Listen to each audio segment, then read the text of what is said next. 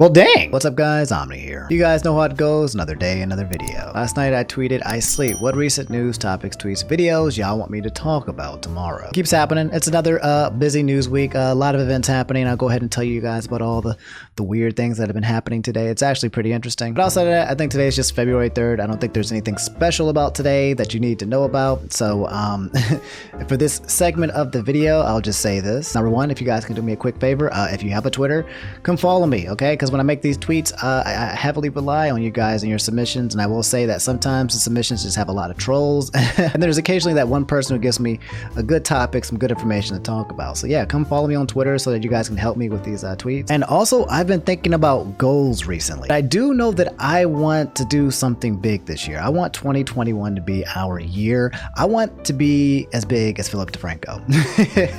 I feel like he does something kind of similar to what we do, except a little bit different, a little bit more chill and relaxed here. And I'm not saying that I'm going to be as big as him by the end of this year, but I feel like that's the direction that we're going in terms of just talking and vibing about the news and that jazz. So yeah, if you guys hasn't subscribed already, just please hit me up on there. I'll let you guys know what the actual hardcore goal is whenever we get the chance. But that's it. That's the end of this segment. I hope you guys like the Omni fan art on both sides of the video. That's been a lot of people have been saying they really like that. So okay, we're gonna get into the news. Extended intro.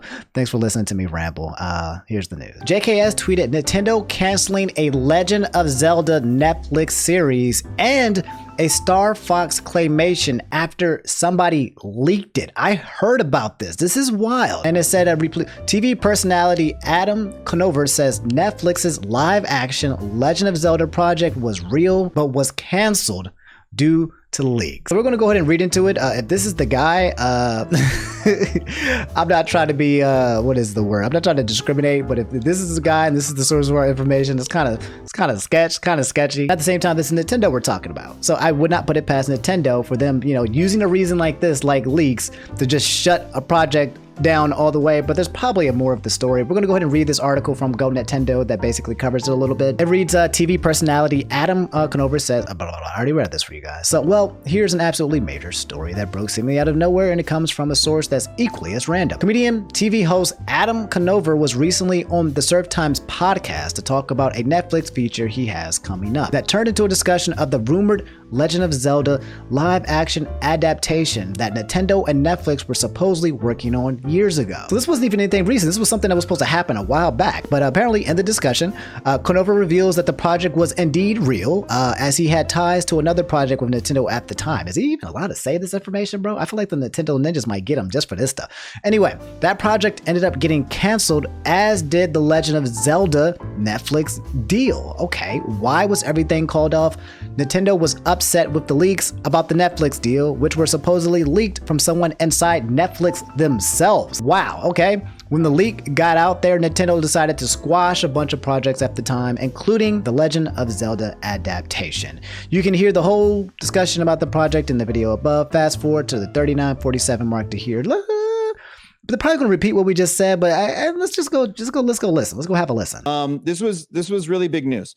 At the same time, I worked at College Humor, and we had a secret project where we were going to make a claymation version of StarFox with Nintendo. I know this because Shigeru Miyamoto came to our office. I remember that because I asked my boss if I could be in the office that day because it was the weekend, because I wanted to just watch Shigeru Miyamoto walk by, and he told me no, and I'm still mad at him that I didn't get to meet Shigeru Miyamoto. Literally God. Okay, that's pretty cool. Doesn't seem like he's making anything up at this point. I lied. The guy fluffs too much, so I couldn't actually find where he was talking about it. But yeah, I'm pretty sure there's more to it than that. And my guess is that Nintendo probably wanted to cancel this in the first place, or maybe they weren't even that interested in the first place. But also, I can understand Nintendo being like, in terms of honor, respect, and privacy. If things are getting leaked within Netflix, then I can understand Nintendo stepping back and saying like, look, Nintendo, they're hard. They're like soldiers, bro. Like they do not cut corners. And if you are not serious, if you're not on board, they will not work with you. Okay, they are very serious about what they're doing. And if Netflix is leaking anything out, if somebody inside of Netflix is leaking it out, I do see them bailing out. I do see them like, okay, you guys don't have your internal controls and policies in place. We don't want to do this anymore. So yeah, this guy is basically saying this. I don't even know if he's allowed to say this, to be honest. I could see the Nintendo ninjas coming to his door right now, just coming Hopefully not, but you'll see. But yeah, that sucks. I mean, I would have loved to watch a Netflix adaptation of Legend of Zelda, but then again, maybe we dodged a bullet.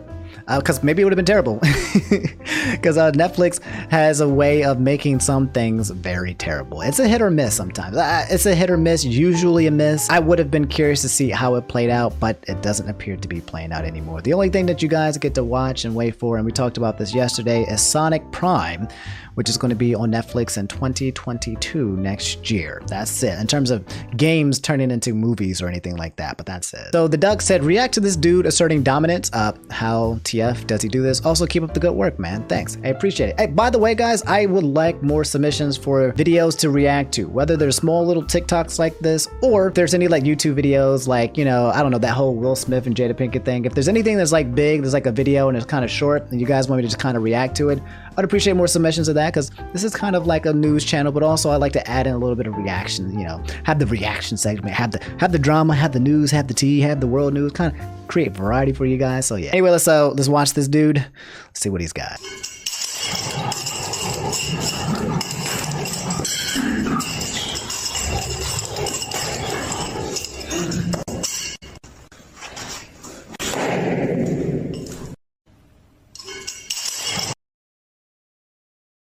Well, dang. To be honest, guys, the only thing that I can think of is how many times did this guy smack himself with a deadly weapon in the face? Because I'm pretty sure he took some blows to the balls and to the face while trying to record this perfect video.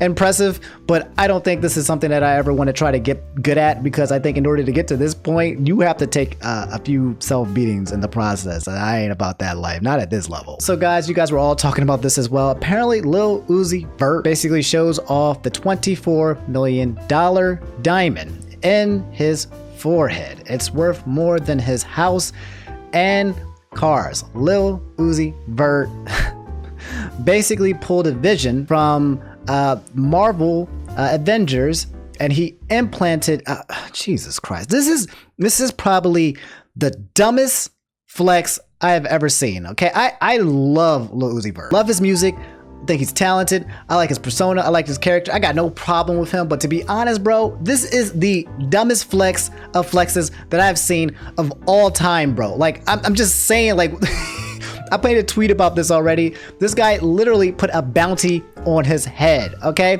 $24 million on your forehead for what? So people can literally come after you to freaking kill you? To come take your head? To cut off your head? To come snatch it off your head? Like, what for? It's like the world's biggest, like, hey, look at me, but why? I don't like it. I like Lil Uzi Vert, but let's watch this video. What's he doing? He's in the studio. There doesn't appear to be any volume. It's hard to dislike him though. Like, he's such a like, I don't dislike him. He's a goon. He's a fool. I like his vibe. I like his energy. There's no music to it. I like his vibe and I like his energy. But this got daggone diamond on his forehead, bro, has got to go, bro. Like, I don't know. Maybe I'm being a hater. But maybe it's the finance in me, dog. I'm like, if you got $24 million to drop, if you got all that, no, I'm not being a hater. I'm smart. Bro, invest. Stop trying to. Don't do this, bro. You got gold teeth. You can have the gold. I get it. All the accessories, bro. But $24 million for a single gem on your forehead. For what, bro? For what? Invest it. Put it in index funds. Put it in GameStop, dog. GameStop would have went to the moon if he would have done that, Joe. Do anything else, but this feels like a complete waste of money. I mean, maybe it's publicity. You know, maybe he doesn't even own the $24 million. Maybe he's leasing it. You know, maybe he doesn't even own it. I wouldn't be surprised if he just doesn't own it and he's leasing it. I don't know. But if I was leasing a diamond, if I was the diamond company, I wouldn't let somebody inject. He literally injected. It's implanted. It's a part of his freaking forehead now. And obviously, guys, it's trending on Twitter. And people were saying, when I see Lil Uzi without his security, and literally everybody is saying that they were just going to snatch this goddamn diamond off his forehead. Like, it's a joke and it's a meme. But at the same time, I would not be surprised if someone tries to freaking rob him, bro. Like, bro, he must be paying his security millions of dollars. Because number one, I would not be surprised if someone on the street is going to come out there try to snatch it. Okay, now you got to be on guard duty. Okay, so you better pay me more. If you're gonna put $24 million on your head, you better pay me as your security guard. Number two, you better pay your security guards really good so that they don't steal it from you. Like, imagine paying your security guards not enough, and they like, you know what? Instead of protecting this guy, let's just rob this dude, make it an inside job. You know what I'm saying? Like, it puts a target literally on your forehead. There's a bullseye on his head. And I'm worried about your dude because people are violent and people are crazy, and I feel like people might come at this man. But also, this is such a stupid move where it's like, you know, if this gets stolen from him, hopefully his life is not endangered. But if it gets stolen, that's his fault. That's his fault. You stupid. So at Rama tweeted, how you feel about the CorpseHusband Allegations hashtag? Ugh. Guys, this is one of those cases of like, I could have actually made a video, like a late Omni in this, saying like, canceling has officially been canceled. Being canceled has officially been canceled because that's essentially what these CorpseHusband Allegation hashtags have become. So if you click it and you scroll through it, you'll see about the CorpseHusband Allegations tag, safe/serious. For anyone scrolling through the tag, worried about what's going on, I promise you, nothing bad happened. It's just trolls and antis putting up false information because they're more obsessed than we are. Furthermore, to continue, CorpseHusband Allegations context, it's a joke, and fans seem to have a collective heart attack considering the fear felt by them according to these posts. Also, he did one thing. He forgot my drink. How can I eat my pizza without a drink? So it's a troll. It's really annoying. But I think it's important to talk about because it kind of mimics things that have been happening with Dream and his stands as well, and Twitter and all this stuff. Because you gotta imagine, like, if you are a corpse husband in this situation, could you imagine if, like, please don't do this, please, but if Omni, like, allegations started coming out, that would scare the hell out of me, bro. Like, and if you support me and you see that trending, you're like, oh my God, what did he do? Some of you guys might stop there. Some of you guys will probably not even look into it. You'll just see the hashtag and you'll be like, wow, he's canceled. Screw him. I knew he was a jerk, that stupid jerk. But yeah, man, like, it's wild that these hashtags are spreading around and people are using it as a joke. You know, something that would be used to cancel somebody is now somebody pretending to fake cancel someone, diminishing the concept of canceling in the first place. And it's a circus show. It's a clown show. When it comes to popular people like Dream or, you know, CorpseHusband, or people who have like just a lot of stands, man, like there's a back and forth. There's the stands, the people that support him and, like, you know, love him and die for him. And there's the other ones who just hate the concept of people who stand him. So they just want to have opposition. They want to be on that opposition, and they just have these battles and wars on Twitter and with hashtags. And it's just really annoying that, you know, you have to see it trending. You know, you're wondering if you go in a trending tab to see if something's trending for an important reason. It's just literally people abusing hashtags and the trending system to deliver information to you that's not actually information or not relevant, or that no one cares. So yeah, that's my opinions on the CorpseHusband thing. It's sad. I like CorpseHusband. A lot of you guys compare me to him sometimes, like this morning, because when my voice gets really deep, then it sounds like I'm not at that level. But yeah, I like CorpseHusband, and I hope people just leave him alone. Or they're not going to leave him alone, but I hope he doesn't get any like negative controversy out of this, because it's not his fault. He's not doing anything. He's minding his business, playing Among Us, making music, and just vibing, which is, you know, that's a mode. So Lo tweeted, Stadia's impending doom with them shutting down their first party game development. So guys, if you weren't aware, and if you don't even know what Google Stadia is a cloud-based system. It's supposed to be a way for you to play games without actually having a console. Instead, you would play it through stream through console over the internet, and you can play it on different types of browsers, Chromecast, or things of that nature. Anyway, they were in some drama earlier because apparently some dude who worked at Google Stadia, or claimed he worked at Google Stadia, was making some drama and some headlines before. I can't remember what it was about, but it was dramatic. But yeah, they made an announcement February 1st, so this was actually 2 days ago. I meant to cover this yesterday. My apologies. I think I ran out of space for the segment. But yeah, focusing on Stadia's future as a platform and winding down SG&E. So guys, before we even get into the article, I'll go ahead and read it for you guys so you can have the information and it can be neutral. But a lot of people feel like this move that Google Stadia has made has basically become the nail in the coffin for Google Stadia, which a lot of people didn't even actually think would do as well as it has been doing. People don't think that Google Stadia will survive, and this is the nail in the coffin. So let's go ahead and read what they actually had to say here, and then we'll go ahead and interpret it ourselves so that we can come to our own conclusion. Just to know, what Google Stadia is and what's the future of it. So yeah, the article reads, "We launched Stadia with the goal of making your favorite games instantly available wherever you want to play them. With the recent successful launch of Cyberpunk 2077 on Stadia, gameplay on all types of devices, including iOS, growing our slate of YouTube integrations, and our global expansions, it's clear that Stadia's technology has been proven and works at scale. Having games streamed to any screen in the future of this industry, and we'll continue to invest in Stadia and its underlying platform to provide the best cloud gaming experience for our partners and the gaming community. This has been the vision of Stadia since the beginning. In 2021, we're expanding our efforts to help game developers and publishers take advantage of our platform technology and deliver games directly to their players. We see an important opportunity to work with partners seeking a gaming solution all built on Stadia's advanced blah, blah, blah, blah. Okay, they're not saying anything. They're just fluffing. Let me get to some meatballs. Here we go. The second paragraph has some information. Creating best-in-class games from the ground up takes many years and significant investment, and the cost is going up exponentially. Google running out of money? Wow. Given our focus on building on the proven technology of Stadia as well as deepening our business partnerships, we've decided that we will not be investing further in bringing exclusive content from our internal development team, SG&E, beyond any near-term planned games. With the increased focus on using our technology platform for industry partners, Jade Raymond has decided to leave Google to pursue other opportunities. We greatly appreciate Jade's contribution to Stadia and wish her the best of luck in her future endeavors." Who the hell is Jade? Because pause, I think they just brought up somebody's name without like any kind of like context at all. Jade Raymond is a Canadian video game producer and former executive in charge of Stadia Games and Entertainment, best known as founder of Ubisoft Toronto and Motive Studios. Oh wow, I didn't know this. Anyway, to continue reading, guys, it says over the coming months, most of the SG team will be moving on to new roles. So I already know that specifically, guys, what moving on to new roles means. I believe that two of the places where they had this going on, I want to say Montreal and somewhere else,